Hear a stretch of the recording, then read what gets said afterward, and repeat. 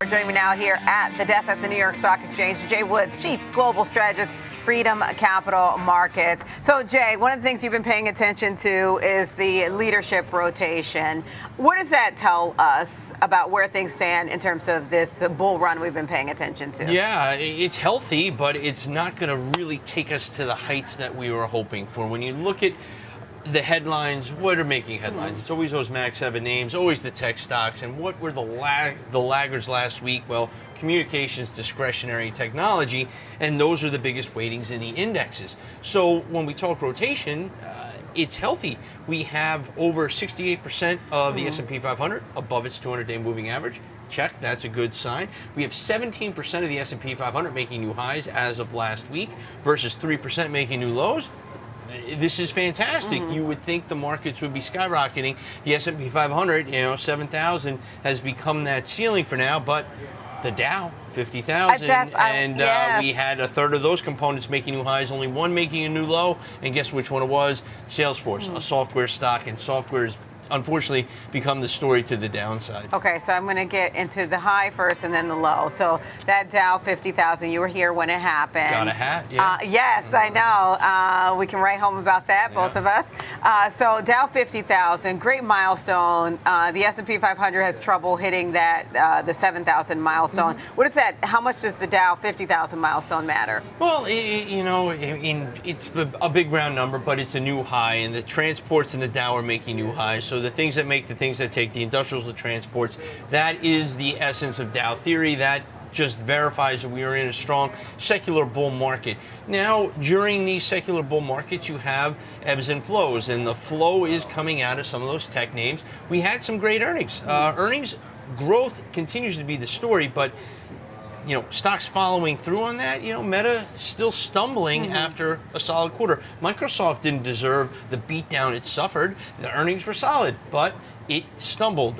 We're seeing that. Palantir, another great example. Software stock and tech stock. It covers both. But it got destroyed after earnings, and the earnings were the best they've ever had. So we'll table this for another few days, and we'll watch one in particular stock, Nvidia, then Broadcom the week after that. But the growth continues there. The economy is rolling along pretty solidly.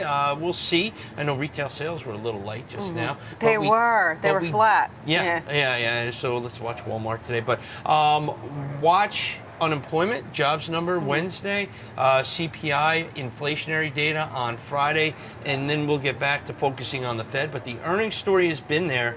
The follow-through and price action has not.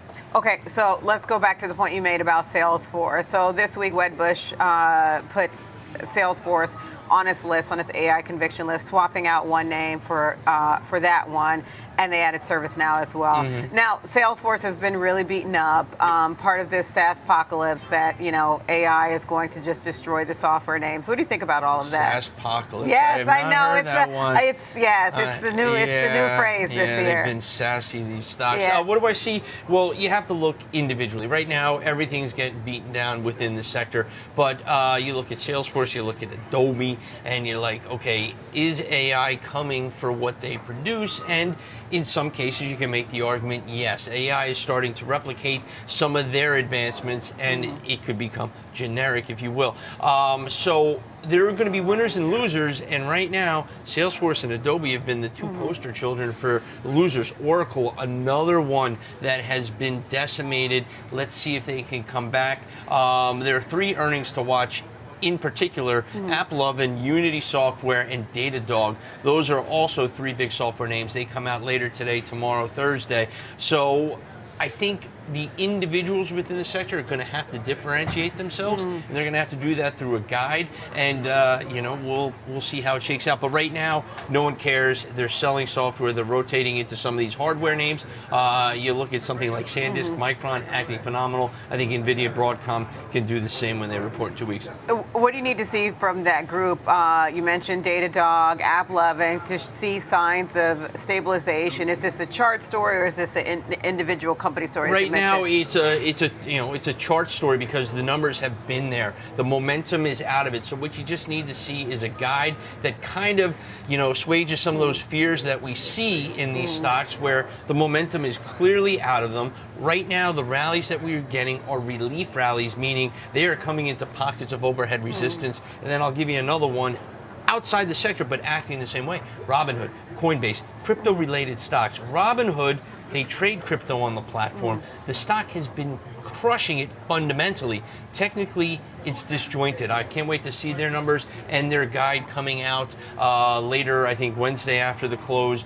That's a stock that has everything going for it right now. You talk about these accounts, these government-funded accounts that every child born between 2005, 2008, they couldn't do this 2000, 2005 when I needed it, but they're going to get $1,000, and these are free accounts going on the Robinhood platform. Talk about long-term sustainable growth.